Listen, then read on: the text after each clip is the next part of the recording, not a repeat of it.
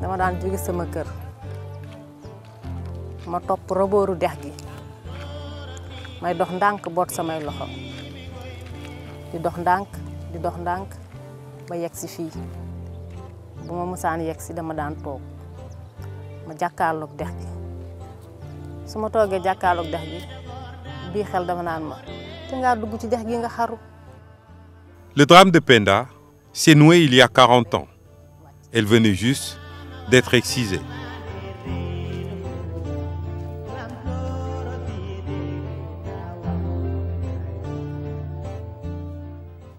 Au Sénégal, la lutte contre l'excision a débuté dès 1970 avec la nécessité d'améliorer le statut de la femme. En 1997, la volonté politique de lutter contre la pratique de l'excision a été exprimée à travers la déclaration du président de la République à l'occasion du Congrès mondial des droits de l'homme. En 1999, sous l'impulsion des femmes parlementaires et des organisations de femmes, l'Assemblée nationale a voté la loi numéro 9905 interdisant la pratique des mutilations génitales chez la femme. Certaines zones de prévalence, je précise, le niveau de connaissance est assez acceptable, mais l'application également à un moment donné n'a pas vraiment été, a été en deçà de nos attentes. Et nous nous sommes dit qu'il faudrait changer d'approche. Pour la mise en œuvre de ce nouveau plan, l'approche est multisectorielle. C'est une approche basée sur les droits humains.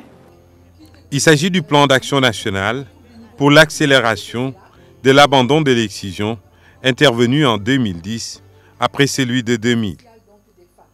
En appui au gouvernement et aux ONG impliquées, le Fonds des Nations Unies pour la population, FUNUAP, apporte une contribution technique et financière dans la mise en œuvre de ce programme.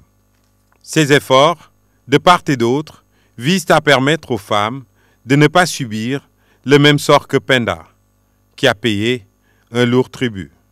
Elle accouche d'un premier enfant sous césarienne, devient stérile et finira par divorcer. Penda regagne alors la maison paternelle au quartier Sintiane de Podor, où elle est soutenue par toute sa famille. Et pour l'aider à surmonter sa solitude, sa sœur décide même de lui faire don d'une de ses filles.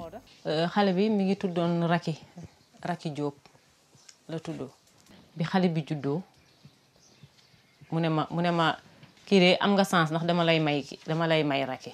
dañ ko jongal comme tey ci guddi gi papa ji gaañu bi papa ji gaañoo léegi nag ñu xëy suba ñi nekk si dëj bi am ku ko doon sang xamul ni dafa jongu bu mu ko doon sangee fa la ko gaañee. Hôpital Thiès defe naa une semaine la fa def mu gaañu mu doon xale bu ma dul fàtte parce que doon xale boo xamante ni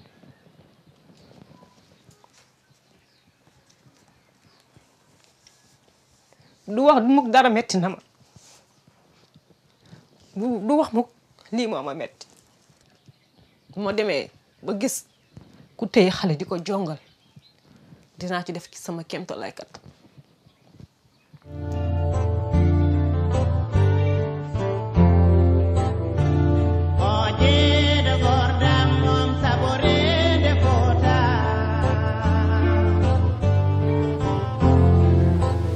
À côté de la mort, l'excision est souvent à l'origine de nombreuses autres complications qui sont en fait monnaie courante dans cette région nord du Sénégal.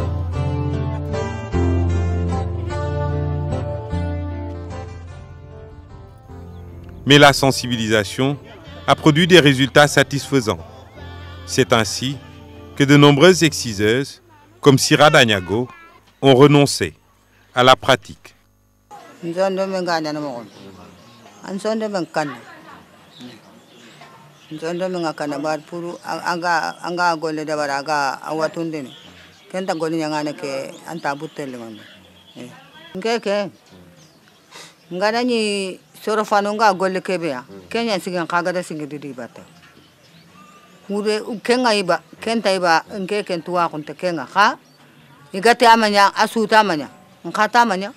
Sira Dagnago, qui a pratiqué l'excision pendant 25 ans, et tant d'autres, avait été aussi renforcée par une certaine interprétation de la position de l'islam. Et pourtant, selon de nombreux religieux, l'excision n'est nulle part mentionnée comme une recommandation de la religion. Bien au contraire.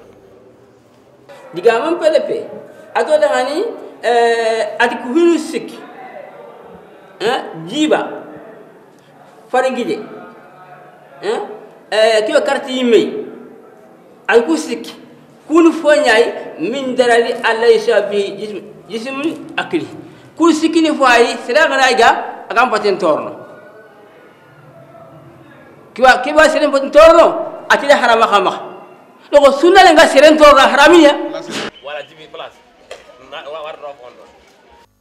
Gatiari, village soninké situé à 28 km de Kidira, à la frontière malienne.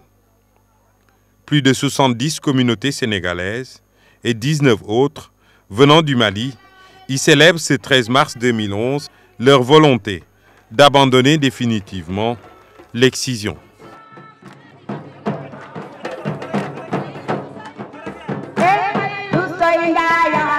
Prenons l'engagement solennel en toute connaissance de cause d'abandonner la pratique de l'excision et de mariage précoce. Ainsi, nous rejoignons le mouvement historique initié depuis Malikounda, Bambara. En faisant cette déclaration publique d'abandon, ces jeunes filles prennent date pour les générations futures. Gatiari est le 4723e village à faire une déclaration publique d'abandon sur les 5000 où sévit l'excision. Ce qui démontre l'efficacité de l'appui du Fonds des Nations Unies pour la population, FUNUAP, dans le combat pour l'abandon total et définitif de cette pratique. La tolérance zéro pour l'excision peut se réaliser en 2015. Moi qui suis ce programme depuis 1976, je suis très optimiste.